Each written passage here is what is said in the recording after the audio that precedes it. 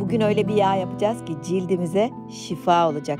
Birçok cilt problemine iyi gelecek, hepinize fayda sunacak. Tüm cilt tiplerine uygun bir karışım yapacağız. Ve malzemeler çok az, çok ekonomik ve çok etkili bir tarif. Üzüm çekirdeği kullanacağız. Üzümü afiyetle tükettiniz. Minicik çekirdekleri atmak yerine cildimize çok güzel bir şifa deposu yağ hazırlayacağız. Özellikle sivilce izleriniz varsa bunları çok hızlı iyileştireceğiz. Serbest radikallerle savaşarak hücre yıkımını önlüyor. Çizgiler, kırışıklıklar bunları gideriyor. Cildinizde yaralar varsa onlara çok iyi geliyor. Çok güzel nemlendiriyor. Cilt tonu eşitsizliğiniz var ise o renk dengesizliğini gideriyor. Cilde çok güzel parlaklık sunuyor ve çok güzel ışıltı katıyor, şifalandırıyor. Göz altlarını da çok iyi tedavi ediyor. Morluklar, şişlikler, ince çizgiler, kırışıklıklar, sarkmalar, hepsine şifa olacağız. Şu küçücük çekirdekler çok güzel bize faydalar sunacak.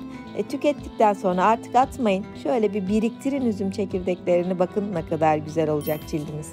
Bir diğer ürün çörek otu. Bakın bu minicik siyah ürün o kadar faydalı ki. Antiinflamatör ve antibakteriyel özellikleri sayesinde sivilce, ciltteki o hasarlı dokuyu gidermede o kadar etkili bir ürün ki çörek otu.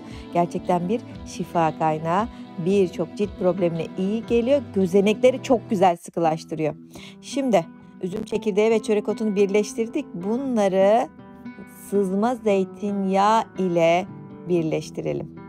Üzerine şöyle dolu dolu 3 yemek kaşığı ölçüsünde sızma zeytinyağı ekleyin. Eğer daha fazla ölçülerde yapacaksanız üzerini geçecek kadar sızma zeytinyağı ekleyebilirsiniz. Dilerseniz fazla yapın. Hemen de bozulmuyor arkadaşlar. O yüzden bir kere biriktirin şu üzüm çekirdeklerini. Sonra onu kurutun. Ağzını kapatın. Nem almasın. Bunu günlerce, aylarca kullanabilirsiniz.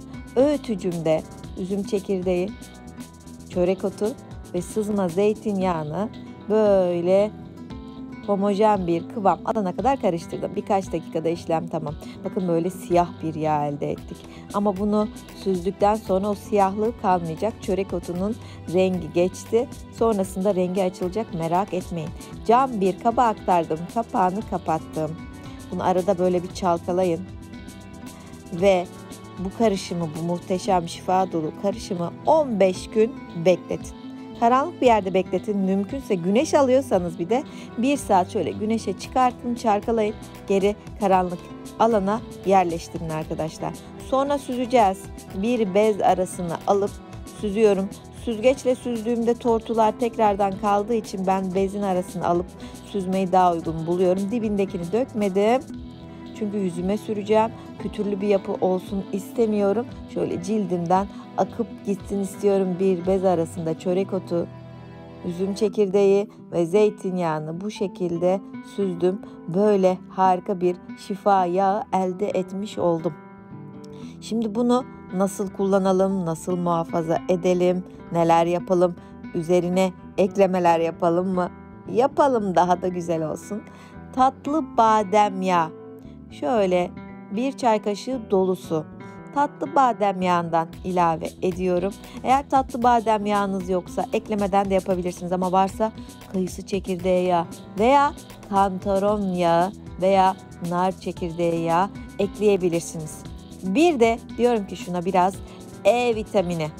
Gerçekten kırışıklıkları en güzel gideren ürünlerden birisi E vitamini. O yüzden biraz da E vitamini ekledik. Aktarlardan, online satış yapan sitelerden, güzellik ürünleri satan sitelerden uygun fiyata E vitamini mutlaka alın. Birçok kremde, maskede kullanıyoruz. Gerçekten ben çok seviyorum.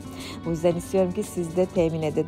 Şimdi bitmiş bir kaba, özellikle yağlar bitiyor. O kabları atmayın. Koyu renkte raf ömrü daha uzun oluyor. Güneş almıyor. Daha iyi bir şekilde korumuş oluyorsunuz özelliklerini kaybetmeden. O yüzden bitmiş şeylerini atmayın arkadaşlar. Böyle bir huni yardımıyla hazırladığım o güzel yağı aktardım şişemin içerisine.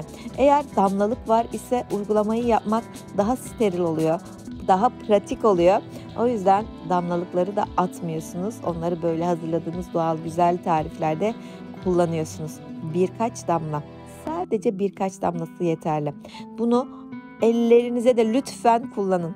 Yaşlılık belirtileri varsa, böyle cildiniz çok kurumuşsa, kırışmışsa inanılmaz hızlı tedavi ediyor. Bakın deneyin, hemen etkiyi göreceksiniz.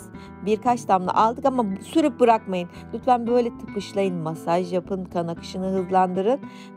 Cildinize onun böyle bir güzel geçmesini, emmesini sağlayın. Cildiniz size teşekkür etsin sürer sürmez. Gerçekten ışıltı katıyor, gözenekleri sıkılaştırıyor, lekeleri gideriyor. Tüm yüzümüze kullanabiliriz.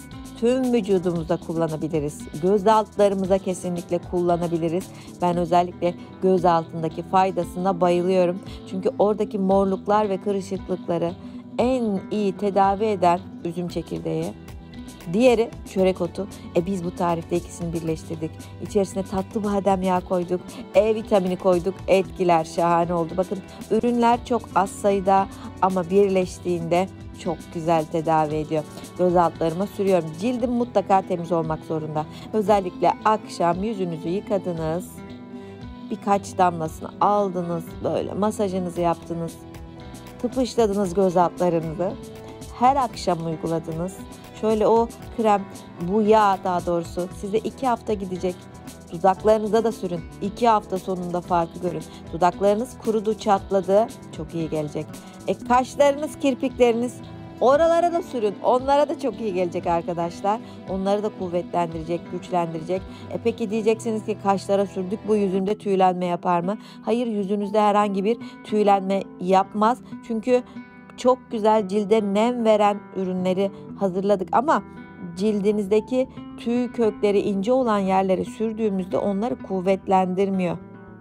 Kesinlikle tüylenme yapmıyor, rahat olun, ama kaşlarımızı, zaten oradaki tüy kökleri kalın, onlara çok iyi geliyor. Göz altınızda morluklar varsa, şişlik varsa, kırışıklık varsa, cildinizde renk dengesizliği varsa tüm cildinize uygulayabilirsiniz. Lekeleri gideren ve cildinizi çok güzel sıkılaştıran, sivilce izlerini gideren çok güzel bir tarif hazırlamış olduk. Bu arada lütfen Hobifan YouTube kanalıma abone değilseniz abone olun. Bildirimleri açın. Sonra dilediğiniz videoyu açın, izleyin ve altyazılardan da bakın birçok dil ekleme yapıyorum. Dilerseniz altyazılardan da istediğiniz dili seçip daha anlaşılır bir şekilde izleyin. Buraya birkaç video daha bırakıyorum. İzlemediyseniz lütfen onları da izleyin. Yorumlarınızı bırakın. Bir de kendinize çok iyi bakın arkadaşlar. Hepinize kucak dolusu sevgiler. Kendinize çok iyi bakın. Bye bye.